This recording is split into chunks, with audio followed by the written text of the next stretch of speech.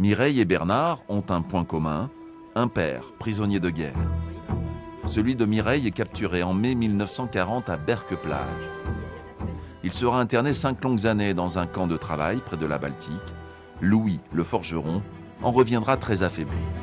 Il est rentré, donc il était anorexique, asthénie et problème cardiaque. Donc lorsqu'il est rentré, ma maman disait il ne pesait que 40 kilos. Départ pour l'Allemagne, 50 par wagon. Passons par la trouée de Belfort, arrivons le 1er novembre au camp. La ration est encore maigre de nouveau. Ce journal de bord est celui d'André Voriac, détenu 5 ans durant en Bavière.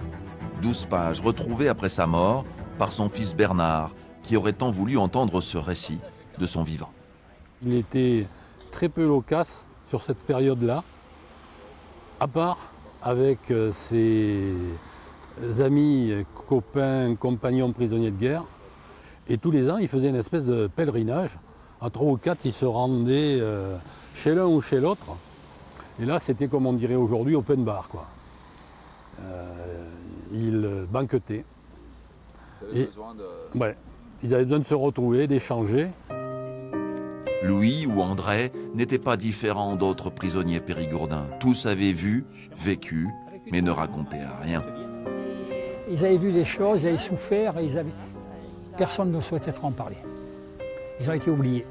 Parce qu'ils étaient les représentants de la France qui avait perdu.